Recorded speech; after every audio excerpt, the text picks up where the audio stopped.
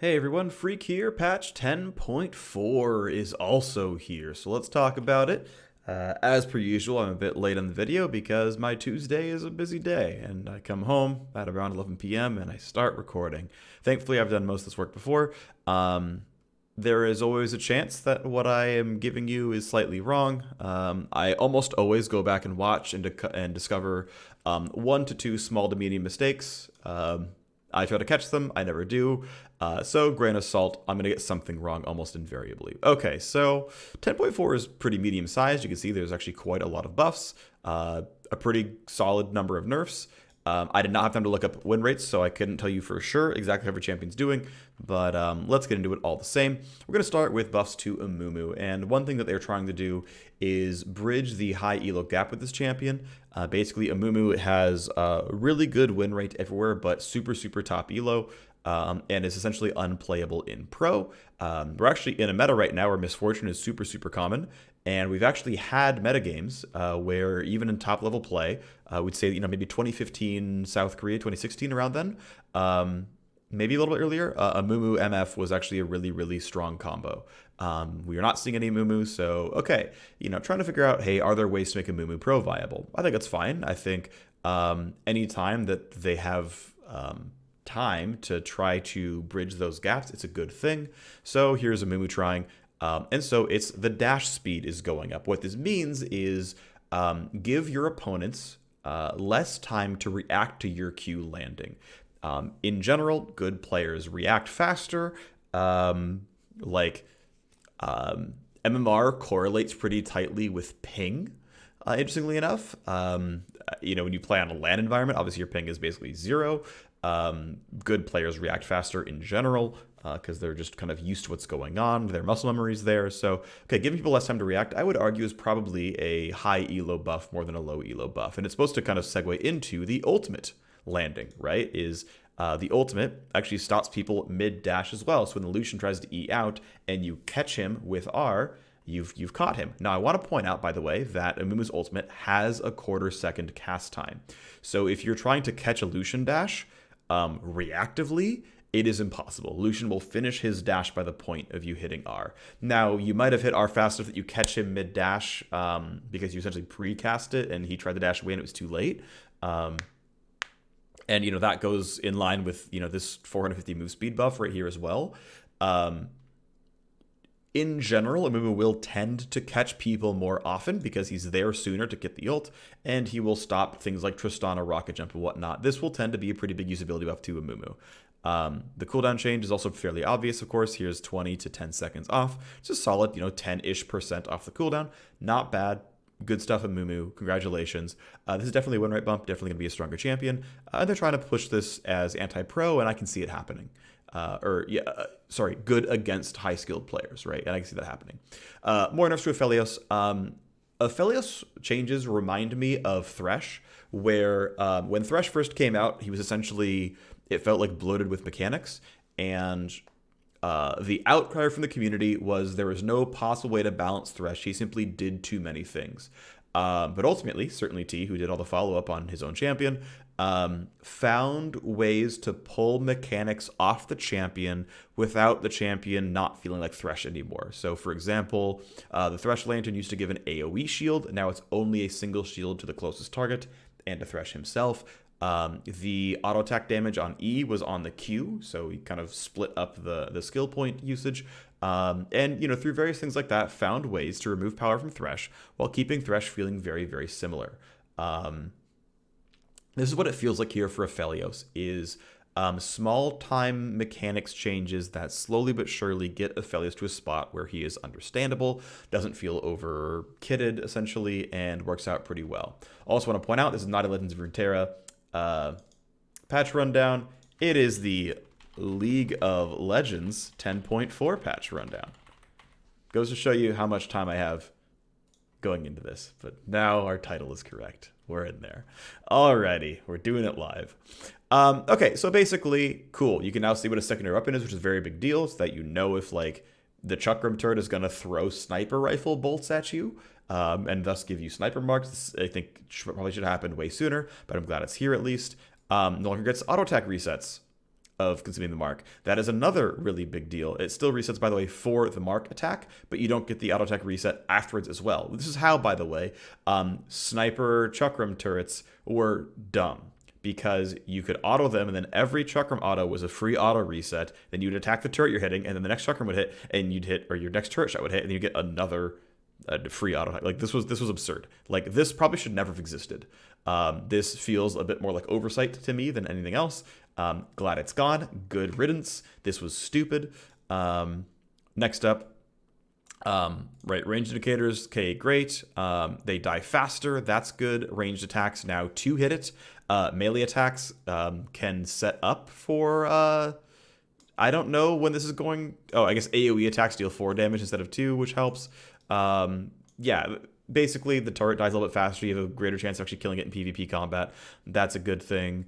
And also it attacks 1 less time total, which is in the early game a 25% DPS loss.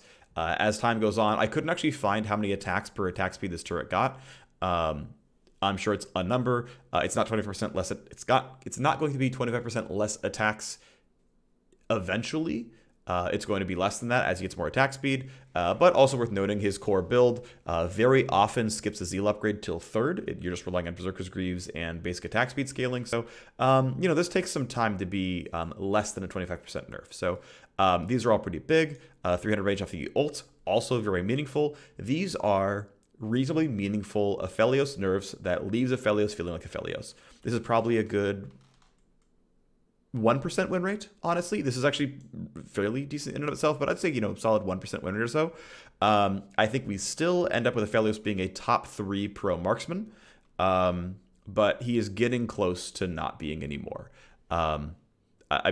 These are good changes. I think there is still more work to be done, but I don't think this champion is absolutely absurd anymore. His pro pick rate is nowhere near 100% anymore. It's more, last I checked, around 80%, which is obviously still very high.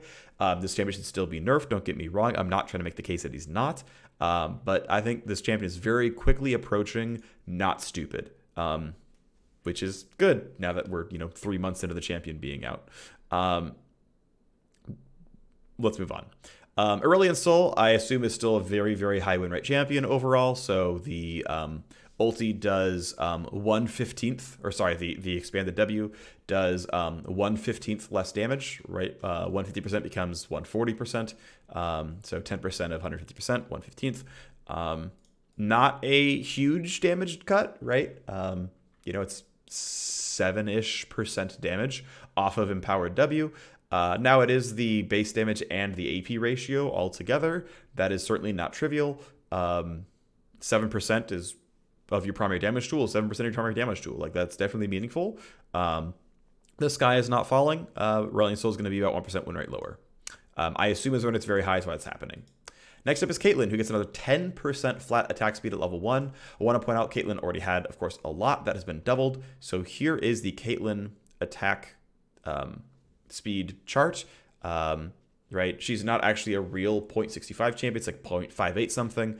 But here is her old attack speed. Here's her new attack speed. Not counting any items, but only counting level ups. It's 9 to 6% more attack speed. That is quite meaningful, right? That's a solid amount of extra DPS.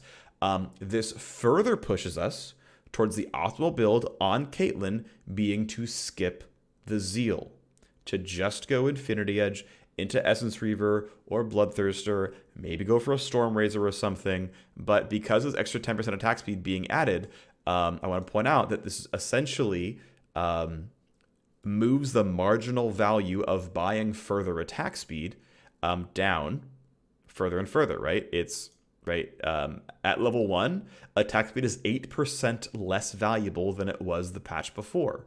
At level 18, attack speed is 5% less DPS than less of a difference in DPS. Like the additive DPS difference is the same, right? If you're adding 100% attack speed, you're still getting 0.56 attacks per seconds or whatever. But as a percent more damage modifier, it is only 95% as good as it was before. The more attack speed you get, the less you need. Caitlyn has roughly, getting pretty close to 100% bonus attack speed just from base stats. Like, we're getting there. Right? She's a 0.568, and she's at, 0.1068. That is almost 100% extra attack speed. Please stop buying double zeal on Caitlyn. You are hard trolling by buying a ton of attack speed on the champion. Zerk Greaves are enough. Stormrazor is more than enough. Stop buying zeals. And this was true, by the way, even before this patch. Like, all the 2019 AD carries who went IE Shiv Rapid Fire could not figure out what DPS math was. And yeah, I'm sure it felt fine. It was wrong, and it always was wrong. Same is true with Tristana. Don't build double zeal on Caitlyn. Probably don't build single zeal on Caitlyn. Next up is Garen, who's getting a 0.1 attack damage ratio added to the Q. It's total attack damage, by the way. And also getting a W rework where it has a flat shield amount instead of being 10% of max health. It also gives free max resists. And it has a different, and to be fair, twice as high, bonus health ratio. So what is the math here? Well, here is the Garen Q damage. It, of course, deals the total attack damage plus the flat value added on top. That is a 4 to 5% damage increase. I want to point out that 1.4 total AD becoming 1.5 total AD is about a 7% attack damage increase overall. So the scaling is about 7% higher. The flat damage is 4 to 5% higher. Its ability 10 to max second, that will probably still be true. Numbers. The cool thing is the shield being flat. And the shield is going to be maxed last in probably all cases. I don't see this changing because, to be fair, the flat amount added is only 25 per rank. That is not good enough to make you max this second. Don't max this second. It is better than last patch, but I don't think you ever max this second. So here's the shielding value before and after. It troughs really hard at level 13, where it is less than half as good. But again, the goal here is to make buying health good. How much health did it take to buff this thing? Well, if you were going to go, let's say, Black Cleave with 400 health on it, well, it breaks even at level 8, before runes, before any other adds like Doran's Blades and whatnot. Triforce is 250 on it, so hey, not that it's coming in at level 6 or anything, but that's the math, right? And if you're, all the way to endgame by level 18 with max point in the ability, cool. Cleaver by itself does enough for you. So, okay, there's some numbers. The resists, technically, if you don't buy resists, because the W itself gives you 30 armor and MR once it's fully stacked, this is worth 3 armor and MR innately, which is an overall durability increase of 1 to 2%. But the more armor and MR you buy, of course, that adds up. So they doubled the health ratio, and they added a 10% essentially bonus armor and MR ratio. So tank Garen is more rewarded. So if you want to build tank items on Garen, you have some hooks to do that, and you can pretty cleanly see how easy it is to make them good. It's not that hard, right? Sunfire Cape plus Cleaver is already basically always better in all cases, even in the worst possible situations. So that is not hard to do, right? That's not hard to get there. But obviously, it is a nerf to non-tank Garen, right? You're generally not hitting these breakpoints for most of the game. Okay, yeah, sure, the first, at level 3 with a Doran's Blade, it is indeed better, but it very quickly is not. So, yeah, I dig this. I think this is cool.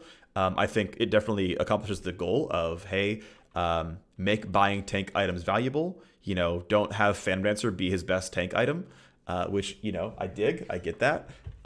So, okay, cool. This is kind of a rebalance effort, right? This is basically a compensation buff for this nerf of damage Garen. But again, it adds the reward for building tank items on him, which I'm highly happy with, so it seems good. Gnar gets 10 flat movement speed. The bonus move speed in mini Gnar form is basically being, accounted for with this. And the ulti has a much higher by 0.3 attack damage ratio, and the AP ratio is a lot higher as well. Basically, here's basically double the ratio on the ability. I do want to point out that I looked this up. This is a bonus attack damage ratio, not a total attack damage ratio. This does not increase the base damage of the ability. And ultimately, there wasn't anything really worth mathing out here, so I didn't bother.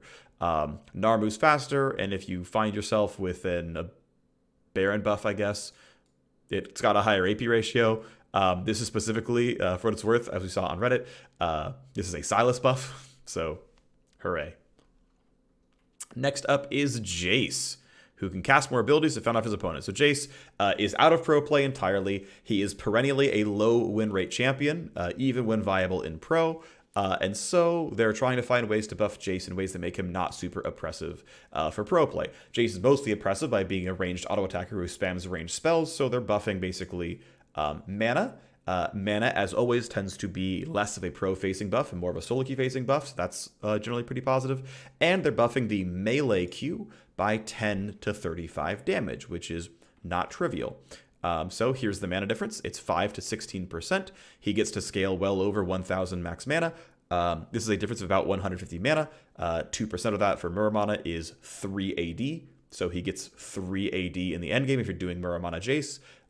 Cool. The Q damage is a bonus AD ratio, so it's simply this flat value right here, and it's a solid 15 to 20% more damage, which is pretty nice as well. So this is going to feel pretty good. This is probably a good, 1% or so win rate. I mean, it just, in general, these tend to be moderate to small. The mana pool, doesn't suck. You're going to feel it. It's going to be there. This is, a pretty healthy amount of bonus mana, even at level 1, because the flat amount got raised. Good job, Jace. I, again, still really, really like the idea of champion scaling to exactly 1,000 mana. I would have almost rather seen abilities have, lower mana costs on rank up and just, have him hit 1,000, right? Just imagine this just becoming exactly 370 base mana, and the scaling would have pretty much put him exactly there, right? You add 13 base mana, I guess actually 13.8 or whatever. And, I feel like you can find numbers you just get there exactly. But, whatever. Not the most important thing in the world. I just, to me, it's nice to see exactly 1,000. We're increasingly seeing champions with vastly over 1k mana at 18. It just feels weird to me that, they're just so heavily power creeping level 18 mana. Which I know is a very weird thing to consider, but, it just means you have to keep raising mana costs, and it means that Sapphire Crystals have to keep being worse and worse and worse, because at some point someone's going to copy Jace's, stat profile, and they're going to have the highest mana in the game, and they're going to wonder why they can spam too much, and their mana cost is going to be 80 per spell, and it means that Sapphire Crystal sucks. It's well, this is why we constrain mana pools. Just affect, I don't know. Down the line, this is going to matter, is all I'm going to say. It's just going to, right? You're going to eventually, at some point, see some new champion where they copied Jace's base stats. Let's move on. So, changes to Lux. Lux is getting 10 flat damage added to her Q, a 0.1 lower AP ratio, and 2 to 0 seconds taken off the Q cooldown. Okay, this makes 1.1 Q a whole lot better. It makes low AP Lux a whole lot better, but it makes high AP Lux worse. So let's look at those numbers. Well, the damage is obviously, again, 10 flat higher, so 14 to 4% more damage. I want to point out the math here is very, very easy. 100 AP is the breakpoint, which means even if you are playing mid-Lux, up through Luden's Echo or Hextech GLP, your Q is strictly stronger. And especially ranks 1 through 4, where the cooldown is shorter, your Q is also strictly stronger. Rank 5 Q usually comes in at level 13. You have a slight incentive to not have to max Q second because the cooldown is flatter. It's not like it's going to change mid-Lux. She's still going to max it second because damage is so important for that champion in that role. But hey, I guess there's some math for you. Support Lux, it takes even longer to get to 100 bonus AP because you don't farm, even though the Shroud of True Rise gets you halfway there. This is generally going to end up being a buff to support Lux because also you don't get level 13 for a very long time at support Lux. So this ends up being a buff to support Lux. I'm going to push this as fairly close to power neutral for mid-Lux because this does matter. The early game matters. Your poke pattern matters. Your trading ability matters. Getting 10 more damage on a trade or getting your Q back again on a trade or a gank assist matters. If you can buy more ability power because of that kill, you compensate for this nerf in pretty much all cases. You can cast R, or you can flash while casting R. Cool stuff there. There's your math, right? There's the cooldown table. Cool, good job. Mid-Lux is going to tread water. Support Lux gains 1% or maybe 1.5, maybe 2. Probably not 2. No, it's probably 1%. All right, Rammus has 7% higher attack speed. Sorry, 5% higher attack speed. There you go. Congratulations. To clarify what this means, basically this means his actual attack speed is 0.656. He wasn't just given 5% bonus attack speed at level 1, with 0.65 still being the same thing. I'm pretty cool with this. Honestly, I want to point out, by the way, that this is sort of the same thing in different words as, a different thing in different words as Caitlyn, right? Caitlyn having 20% bonus activity at level 1 is what this would be if they didn't change this, the attack speed ratio. The attack speed ratio is their actual base attack speed. It's the number that everything looks up. And then their attack speed is their attack speed at level 1, which is really just mechanically, do you have 5% bonus attack speed at level 1, which is the same stat as what you get when you level up. Right, that's the thing that kind of fights itself. End of the day, it means that its base attack speed is 656, and there's no level 1 shenanigans. Cool. Yeah, this is a 5% attack speed buff to Rammus in literally all cases. Does 5% more auto attack damage, clears faster. Want to point out, Rammus has an on hit in the kit. It's the armor ratio is dealt on hit when he attacks. It means that we're not going to probably see Blood Razor Rammus by any means, but hey, maybe consider Wit's End. There is always a chance you try that item. It does fit his combat pattern, to be completely fair. Still a little awkward, but like he has attack speed buffs in the kit as well with the taunt, so can exist. Nominal buff, probably to the tune of under 1%. Singed gets 30 less health and 3 less armor. That math is very easy. Here it is, 5 to 1% less health overall. Still scales to 2k, which is pretty solid. Armor still scales quite high. The base armor 34 is still pretty high as well. This is basically long-term how durable he is to magic. This is how durable he is to physical with the health counted in. 7 to 3% less durability against physical. 5 to 1% less durable against magic. Overall makes him weaker to auto attackers more often than mages. Ultimately Singed a super duper high win rate champion. Definitely, I would argue, overtuned.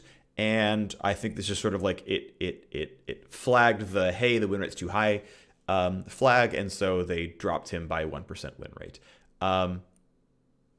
Yep, makes his landing weaker. Doesn't make his late game team fighting all that much worse. Although, again, worth pointing out that like ideal Singed builds, they don't really love building armor MR, right? It's like you'd really like to get Riley's Leanders every time, which means that, and often you're running things like Conqueror or Dark Harvest and whatnot, right? So you don't have the Aftershock resists. You are going to feel this. You're not going to feel the health difference as much because you're compensating for the 30 HP with the like 700 health you buy with Riley's Leandries. But you're going to feel the 3 armor a fair bit because you don't have good ways of compensating that. Also in the real world, keep in mind that you're going to be running stat shards in a lot of cases that are going to give you some armor. So it's not quite 7% in the real world, but yeah, definitely meaningful. Next up, this is not really remastered. This is trying to get Sona the heck out of solo lanes. Spells cost 25 more mana, but she gets 30 back if she tags an ally. So it's basically 5 mana cheaper if you tag an ally, 25 mana more expensive if you don't. You have to tag an ally 5 times, make up for 1 where you miss. Well, anytime you're landing, you're realistically landing the Q and W every single time. It's with the aura, not the like wispy heal buffs. You've got to like run by someone. You can miss this Q. People will screw this up. I think day 1, Sona will lose some win rate. She will lose some win rate in support. That will climb back up over time as people get used to this combat pattern. Also worth pointing out, this functionally reduces Sona's max mana by 25. I think if they realistically could have increased Sona's base mana by 25, so that support Sona didn't have essentially an uncastable ability, right? So like keep in mind that even if you did this pretty much perfectly, or at least on curve, you got your mana back the right amount of time. There's going to be a case where Sona has 85 mana left over and could have cast W, but can't now. So there is an actual direct, just nominal nerf to support Sona because of this change, because of not bumping her base mana up by 25. That's not huge. Like a base 25 mana change on Sona is like a 2.2% win rate change. It's not a big deal. For completeness sake, maybe it could have or should have been there. But also maybe support Sona just never misses the aura and actually just gains mana overall as a result. Again, you do this 6 times, you're actually up 5 mana overall. Can happen. You're even running back to base. You're actually going to feel that one because very often you're not going to get your teammate in this. But your first E is probably being cast from the fountain. You're faster overall. You only have to do it one time. But yeah, if you're left alone in lane and you need to queue for some poke to, knock the turret down, yeah, you're going to feel this a little bit. I think overall this is going to be pretty flat for support Sona. And as you go ahead and look at the numbers, here is Q cost, right? If you're with a teammate, it's a pretty solid 10 to 7% off. If you're alone, oh my gosh, look at the mana difference. Really, really, really meaningful. The support side of the heal, right? Not terribly different here. Still pretty noticed. And the E, not horrible, but yeah, it's more expensive. So, that's the table. Again, I really do think it's going to end up being not too bad for support Sona. Next up, they go after Soraka for similar reasons. Top lane Soraka and Sona, by the way, have absurdly high win rates. They should be picked in pro pretty much constantly. The fact that they're not means teams are too slow at picking them up. They should be in pretty much every single game. These champions are absurd. And so let's start with the base stat changes to Soraka. Base health slightly higher, health growth is down, base mana is up, mana growth is down, attack damage got flattened, 0.04 AD doesn't matter at all ever. So here is Soraka's health before and after. First levels, it's fine. Afterwards, it is lower. Not hugely so. Keep in mind that level 13 is a pretty average stopping point for a support, and it's 40 health off. It's not a huge deal. Yeah, okay, 6 HP level 1 is not a big deal either, but you're not going to feel this 40 health. You're not going to really feel 60 health level 18 either, to be fair. This is very, very small. It's a very light touch. It's not a huge deal. The mana is much more meaningful, and I'm honestly glad that they actually managed to make her mana land somewhere half respectable. It lands at 1,000. Who could have seen this coming? Landing at an actual reasonable mana total. Interesting that landing at a decent just over 1,000 mana total was a good balance change. But again, stronger in the first two levels, weaker thereon. After at level 10, you are going to feel this very large 130 mana difference. This is definitely, yep, you're going to feel this. Carry Soraka is going to feel it more, for sure, right? Don't get me wrong. Also worth pointing out, they did not affect her base mana regen percentage. So when you get Shard of True Rice, which gives you, I think it's 100% base mana regen, that was not nerfed, right? So the regen of support Soraka was not nerfed, just the flat pool. Where, top Soraka is spamming Q for hard wave clear. In general, support Soraka recalls more often for things like refilling wards. So in general, support Soraka will feel this less than top Soraka, but don't get me wrong, this is definitely a nerf to support Soraka. Okay, so base stats did nerf support Soraka and nerf top Soraka more. All right, so what's next? The self-heal got cut by 20 to 60. But the heal duration got halved, which means the healing per second might have gotten better. The cost went up by 20 mana. The move speed went down by quite a bit. Let's look at these numbers. The Soraka Q self-healing, and of course is the ability you max first in top lane. It's an ability that you kind of share points with W at support, and the amount of healing is cut almost in half. That is very much going to be felt. Worth noting, the health per second is technically up by 4 health per second at all ranks. So if you are landing Q on cooldown constantly, like in a team fight Soraka's health per second is actually higher.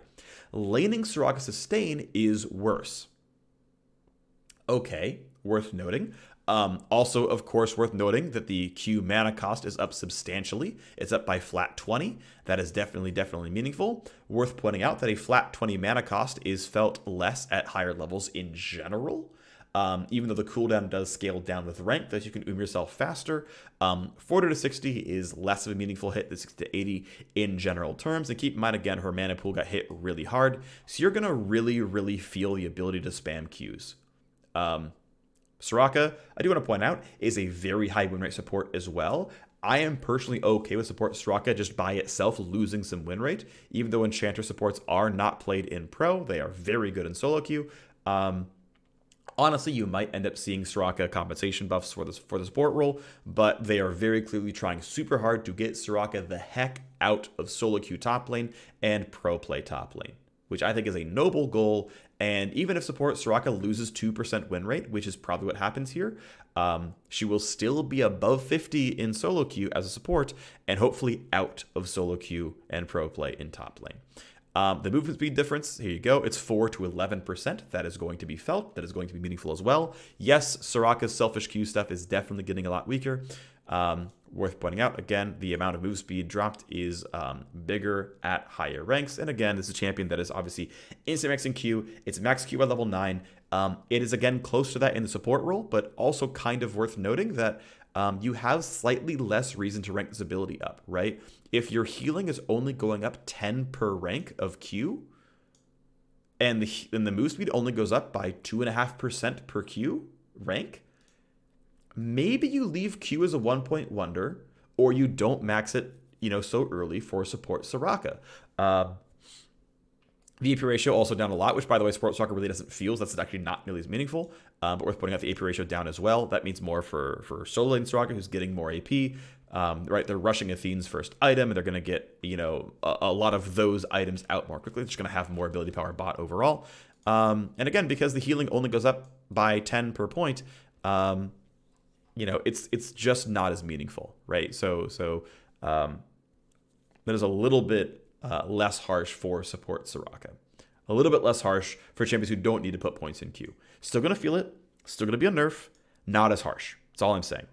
Okay, so here is the one compensation buff, which is the heal is up by 0 to 20 based on rank. That is the healing provided right there. Obviously the same for the first few levels. If you are indeed maxing Q first, you're not going to feel the W buffs for quite a while. I think that will change now that there is a better rank up incentive on the W. Also worth noting, while rejuvenated, the 10% cost for this will be reduced by, it seems to be the W rank up, 40 to 100%. The 10% max health cost for Astral Infusion will be reduced by 40 to 100%, which means it's 6% max health to eventually 0% max health. Okay, and here is this table. And this is, by the way, if you were still maxing Q first, and you have this data table for how much healing you're receiving, if you were to land a Q and then cast W while maxing Q first and W second, this is the data table. How much cost subtracted from healing is happening here, right? So subtract the cost, 10% of my max health, from the healing gained from Q before and after all the changes. What is the difference? And this is where we are. If you are maxing Q and doing W second, it is pretty close, right? For the first 9 points, you're within 1, 4, 5, 1, 9, 6, 13, 5, 2. These are very small numbers of difference, right? These are very, very small. Obviously, if you max W second quickly, that changes. But then as you put these points in, you're like, oh, late game Soraka, even if she landed Q, was still going negative in health from healing, landing Q and then Wing. Well, now she's actually positive, right, in landing Q and then going into W. Now, one more thing to point out, by the way, is because she gave rejuvenation, double checking something. Yeah, the rejuvenation heal. Actually, yeah, the rejuvenation heal. I'm pretty sure this is what you reflect to your teammate as well. This is also going down by 20 to 60, so that is, partially compensated by this. And, still, to be fair, worse in total healing overall to your teammate. Ends up being better in total health earned by the team because you're refueling your own health. Yeah, again, there's more complexity kind of going on here. There could be another data table over okay, but how much total healing is going to the team because we have to double count the rejuvenation, but then you're not taking damage. Look, this ends up being a pretty big buff, right? This ends up being a pretty big deal where, it turns out 1 point of Q is enough when the self-heal cost is only 6% max HP. Turns out that healing for 40 is enough to make up for most of this. And as soon as you put a second point in W and it's, 4% max health, it gets pretty okay pretty quickly. End result, again, is the cost literally goes away. At least the health cost literally goes away, which is a pretty substantial difference of several hundred health to Soraka back. And it's a champion who buys redemption, right? Buys health items that further increases the cost of this ability. And as long as you can land a Q in combat, you're actually getting a huge reward, right? You're more than making up for the healing reduction. And again, the heal per second is actually better for you in combat. So team fight Soraka in the mid to late game is actually healthier, and even compensates for the actual health nerfs earlier on in the patch. Okay. Next up, the first half of Silas Q does 0 to 20 more damage. First half of Silas Q does not have minion damage reduction on it, so here's the champion damage. It is 0 to 5% more. Minion damage is 0 to 9% more. This is a fairly meaningful wave clear bump. Just doing 5 more damage outright when it only did 100, pretty meaningful. Doing 20 more damage outright when it did 200, pretty meaningful. So it's a pretty solid, almost 10% damage bump to the wave clear, and about half that to champions. Cool, pretty solid. Silas has been steadily gaining win rate. People are really learning the champion. He seems to be in a decent enough, like he's getting to a decent spot pretty quickly. So I am still, from where I sit, fairly happy with the Silas changes, and he seems to be landing in an okay spot. Udyr benefits from Cloud Drake on Monkey's agility. Good stuff. Global cooldown time is down. Nice. All right. Next up is Hemorrhage and basically adding new champions to the jungle. Saying, hey, can we get Darius, Diana, Garen, Gnar, Mordekaiser, Talon, and Zed into the jungle? Worth noting that these are atypical jungle champions, right? They, exception of really Diana, don't have great native blinks and or great native crowd control. Like Talon gets over walls, but doesn't CC you very heavily. Zed gets over walls, doesn't really CC you very heavily. Darius doesn't have a blink. Diana doesn't have CC until her ultimate. Garen doesn't have CC at all. Gnar has to hop into Boomerang, which is okay, but like this is kind of interesting to me, is that, hey, these are champions where they're non-typical junglers, but I think this is cool. I think this is a cool side project of like, hey, but like, what if Jungle Gnar was playable? That seems fine with me. Now, what's interesting is Gnar specifically has been a pro-problematic champion, right? Talon was generally fine, Zed was fine, Garen was fine, Diana is fine, Darius is fine. Gnar is the only really pro-problematic champion where letting Gnar be a flex pick can often be a problem, because Gnar often sat at a 46% win rate top laner that was pick, ban, and pro. I don't know, right? And letting a champion be a flex pick is a very pro-facing buff. So Gnar is the only one that, through that lens, I'm afraid of this buff coming through and doing anything, because that can be problematic. But let's talk about the ones where the numbers actually matter. So Hemorrhage just always deals 20% more damage to monsters, and the Decimate now heals you if you can land the ring against large monsters. Cool. So big Krug, red buff, etc., etc. Okay, he's more healthy in the jungle. He can stack up his Hemorrhage to do more damage to the red buff and whatnot. It's going to, slightly increase the jungle clear speed. I assume they have some level of internal win rate data. Like, I've used the tools a fair bit myself. It's not that hard to find, enough games over enough time to have a decent expectation of what that jungle win rate actually is. Diana and Mordekaiser specifically actually have been played enough that even public sites have that information out there. So I trust that they know vaguely how hard they have to swing to get these champions there, and that they're going to make that swing. Okay, so let's talk about Diana.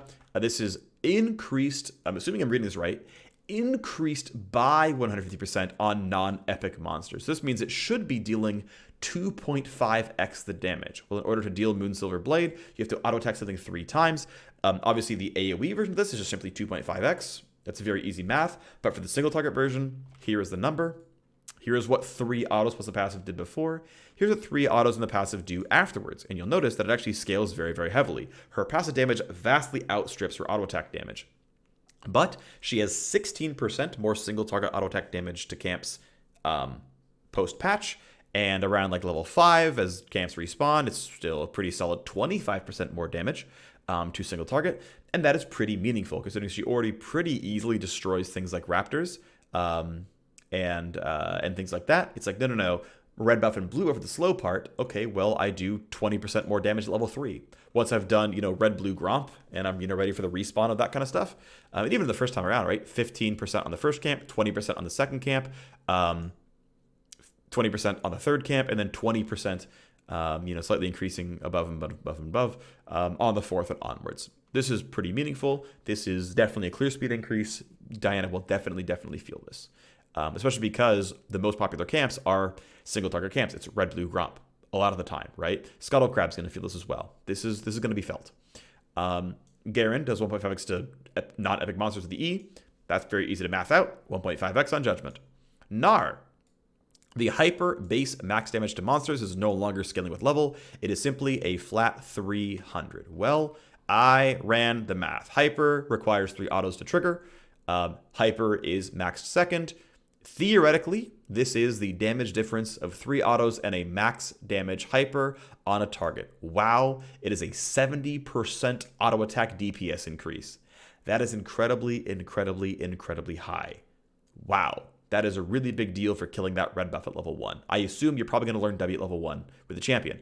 Now, it's worth pointing out that as you max W second, this was the how much health you had to have for it to cap out, right? 1600, not terribly high. This is more than Gromp has, or sorry, Gromp and red and blue have more than this. The big wolf is about this much. The big Krug is more than this. The big chicken is definitely less than this. So worth pointing out, by the way, this is not a buff for things like chickens. This is not a buff for things like wolves. This is a buff for things like red and blue and Gromp and Krug. Big Krug specifically. The other ones not so much. But it caps at 5,000 damage. Or 5,000 health, I should say, is where the new cap is. So to get the full buff, your target needs to have had 5,000 max HP, which again, the buffs in the big Krug roughly do. Gromp is most of the way there, is where the math roughly lines up. I want to point out, Dragon definitely has this. You are absolutely getting, the level 5, 60% damage increase against Dragon. This means instead of having essentially 100 attack damage, you have 170 attack damage against Dragon. That sounds like clear speed.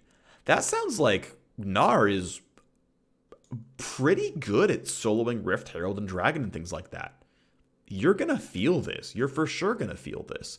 And you're going to feel it when you get rank 2 of the ability. And you're going to feel it when you get rank 3 of the ability, where the cap, to get 300 damage is actually fairly lower, right? And you can pretty reasonably get your damage output on Gromp because you're not so heavily constrained by the damage cap. Cool. This feels pretty good. There is a chance that Jungle Gnar maxes W first, in which case you're going to get that, 10% or whatever. I think it's more like 12 or 14% max health damage every 3 autos. You're going to run Legend Alacrity. You're going to, I don't know if you're going to run Berserker's Greaves or anything, but I mean, maybe you consider Triforce first item. I'm not really sure, but, there's something there probably. I could see this working out. Mordekaiser has a very complex damage, math on his passive. Here is the passive DPS before and after. The max monster damage cap is up 67% at level 1. I want to point out the DPS is only 23, only went from 15 to 25. It's only a DPS increase of 10. Your automatic DPS is definitely higher than that. This is not that big of an overall damage increase, but hey, look at the new health cap compared to the old health cap. It managed to sit at a pretty clean 2,000. I want to point out that is a much lower cap than Gnar's stuff. Mord's jungle win rate is definitely a lot lower than his solo lane win rate. This is quite substantially lower overall. This will get jungle Mord pretty close to, it'll get him closer to 50-50. It closes the gap somewhat. Doesn't get you all the way there though. But it closes the gap somewhat. And again, 2,000 health, you're going to get the full power of this against Gromp. You're going to get the full value against, I think even, you're going to get the full value against Big Krug. You're going to get the full value against all the buffs. You are getting a nominal 10%. And by the way, it increases with level, right? 10 to eventually 20 DPS increase to anything with over this much health. About 2,000. That is any kind of big part of the camp. You're already going to be one-shotting small chickens with QE, generally speaking anyway. So for the big parts where you're waiting and landing extra autos, you're going to save an auto or two. You're going to feel that. Talon ability is now all wound monsters for 120% damage. Zed passive deals double against monsters. And the max damage to monsters is now higher. I did not math this. I don't know why. I just kind of overlooked this one. Sorry about that. But, you know, 120 becoming 200 is 2/3 more damage, which is pretty good. That's pretty close to what this is as well. Okay, a bit less than that. Yeah, I mean, end of the day, right? You're going to feel this. This is going to be nice. You're going to kill and again, it's mostly about single target finishing off the red and blue buff. It's you get the red to half HP, you auto it once. Instead of doing 120, you do 200. Cool, red buff has 80 less health for you. All right, not the worst thing in the world. We'll see how it goes. People will try. They'll be bad at it. We'll see what happens. There's some hotfix buffs to Akali, hotfix nerfs to Lucian, hotfix buffs to Yuumi. As we all know, Yuumi is being played in pro. Akali is being played in pro a little bit. And move on to exhaust, lasting half a second longer. Shows how much damage is being reduced, which is cool. That's nice little numbers float overhead when someone hits you. Cool stuff there. Hooray. Halo Blades now gives you more time to use it. Melee champions often have a hard time getting into range for their further auto attacks. And overall is now just a flat out 8-second cooldown instead of being 4 seconds out of combat. This is a huge usability buff. Halo Blades is probably the most buffed single thing in this patch. Do not overlook this. Look at your favorite Halo Blades champion and really, really, really, really consider this. It's huge for your laning pattern, and realistically, in a mid-game team fight, these fights can last longer than 8 seconds, and you're going to get this up a second time. This is going to be felt. This is going to be meaningful. Find a user of Halo Blades. They're going to exist. There's going to be some new ones, and we're going to figure them out over the next couple of months. This is a big deal. Legend runes are taking a little bit longer to buff up. Okay. Perfect timing. Now, instead of coming in at 10 minutes, it comes in at 14, -2 per takedown. Okay, obviously this means 2 kills or assists to get to the same time as before within 10 minutes. That's always going to happen in solo queue, not always going to happen in pro. Fair enough. I like this change, by the way. No longer affects GA, Stoneplate, and Zonias. Thank you. Good choice. Good job. Outright buying the stopwatch a bit more expensive. Fine with that one as well. This is mostly pro-facing. In general, perfect timing seems to be a fairly fun rune. Like, yes, I know people are always running the exact same rune, but I think these items tend to create gameplay. I think they tend to be interesting. I would not want to see this item removed from the game. I would not want to see this rune removed from the game. I think it in general is fairly cool. But yeah, happy to have this gone. Doesn't need to be there. Totally cool with it. Great. Next up, Phase Rush. Again, gives you more time to reactivate it. This is, again, that same sort of like, hey, it's harder for melees. Let's give them a chance to get this to go through.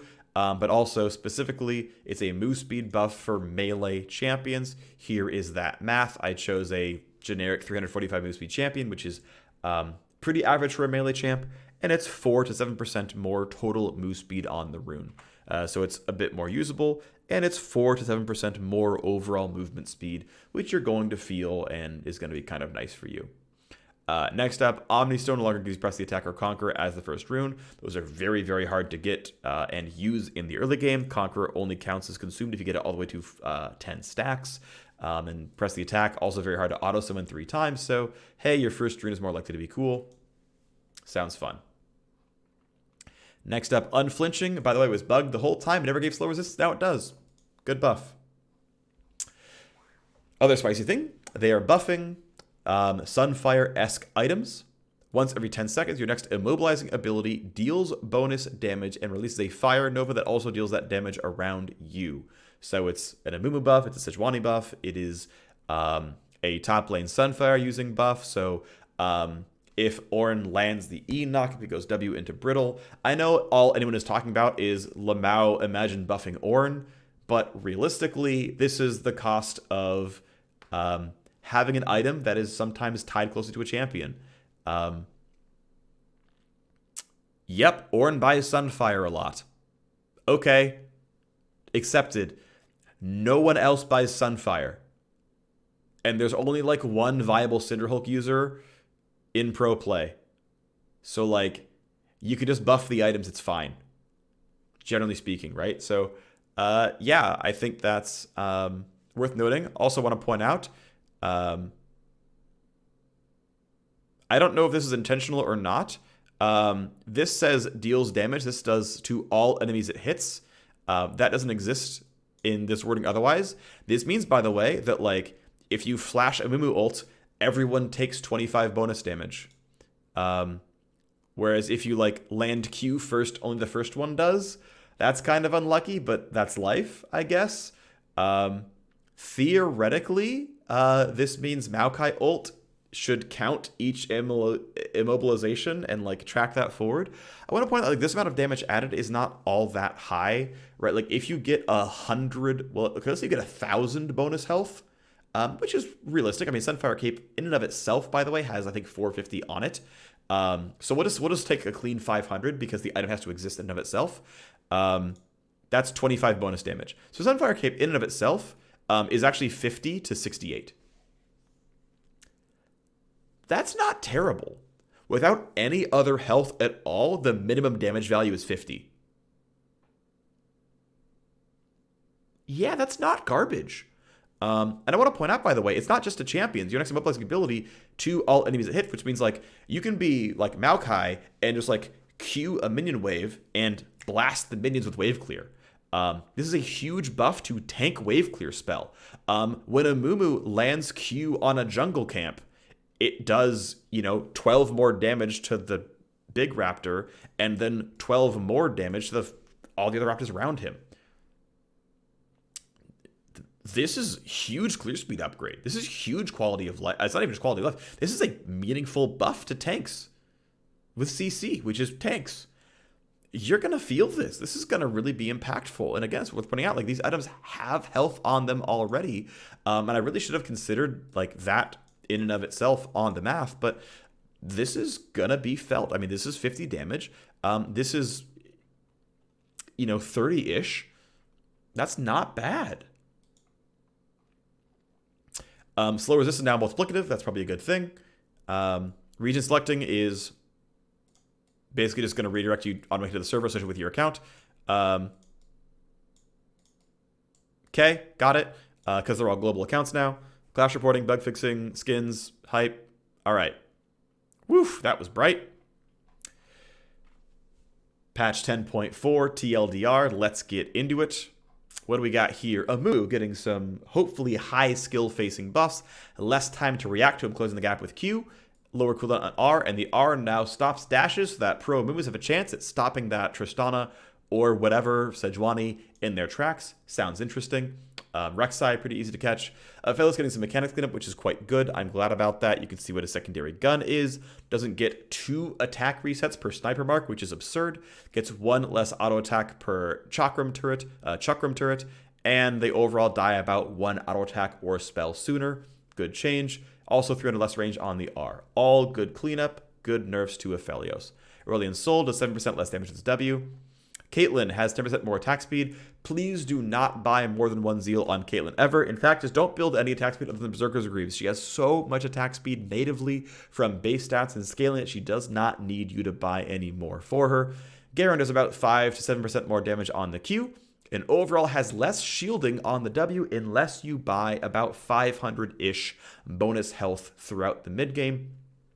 Essentially, full damage Garen is squishier and does more damage. And tank Garen, or at least tank item Garen, has some better scaling on tank items.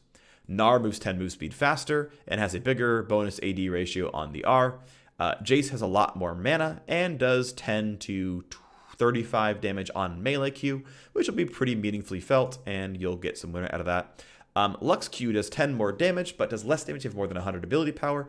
Has 2 to a 0-second cooldown buff on the Q, which is maxed last in basically all rolls. And you can now flash while using Final Spark. This is going to be a buff to support Lux. It's going to be about par neutral to mid Lux. Support Lux will still be on the weak side, but always cool to see buffs. Remus has 5% more attack speed. That will be nice. He'll be a bit better of a jungler.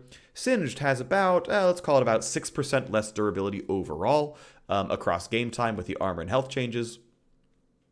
That goes down as you buy more health, because duh, that's how math works. But overall is going to be a nominal nerf to Singed, and he'll feel that a little bit. Sona's abilities all cost 25 more mana, but she is refunded 30 if she tags an ally with her aura. Should be fairly close to power neutral on support Sona, probably a little bit powered down. Hugely powered down to top Sona, because screw top Sona, that stuff is dumb.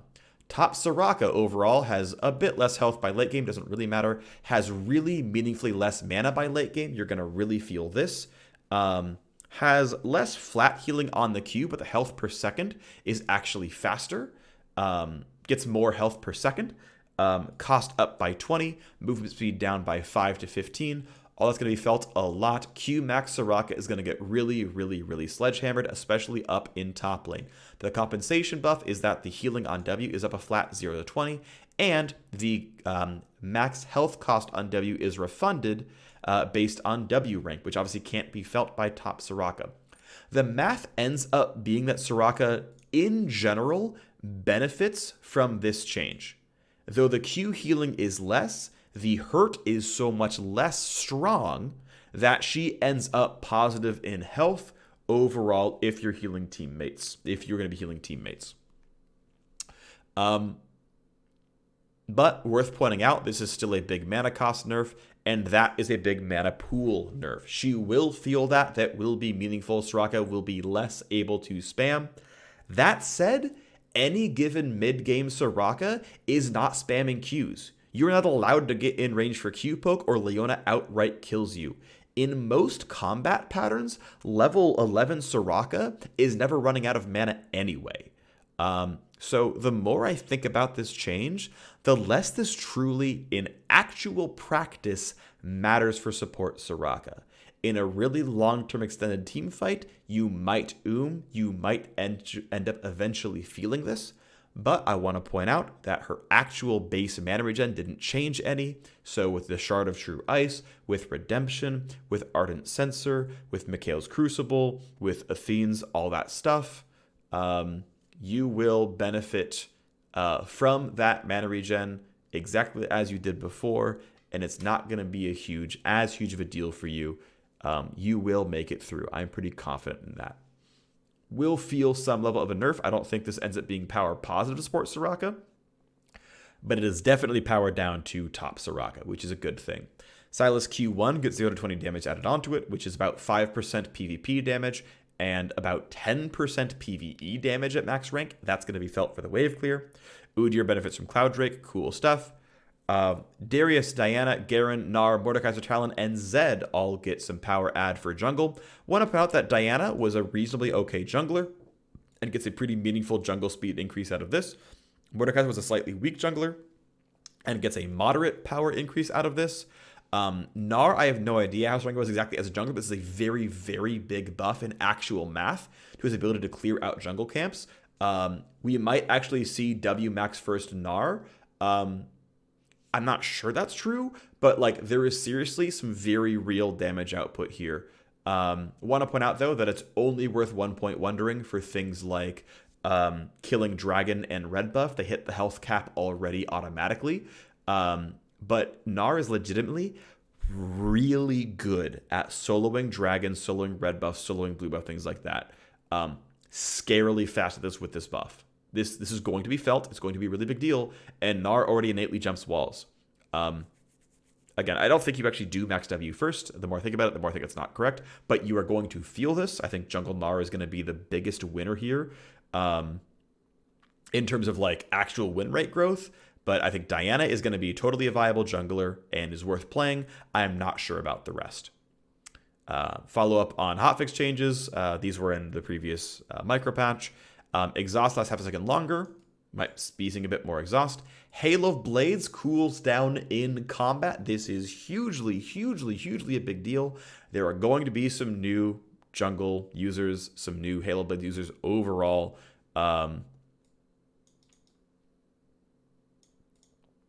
Yeah, right now it's like basically only junglers. There are going to be some new laners using Halo Blades. You're going to find them. They're going to be pretty sick. Small nerf to Legend runes. They stack slower. Okay, whatever. Takes more mini kills to get, the next stack. Okay. Perfect timing now requires 2 takedowns to get it to as good as before. Otherwise, it's faster if you can get more, or slower if you get less than 2. Doesn't reduce the item cooldown, which I'm pretty happy with, honestly. This rune felt a little taken too often. And in general, what it feels like is they had data on rune pick rate and summoner pick rate and said, okay, look, the legend is taken too much.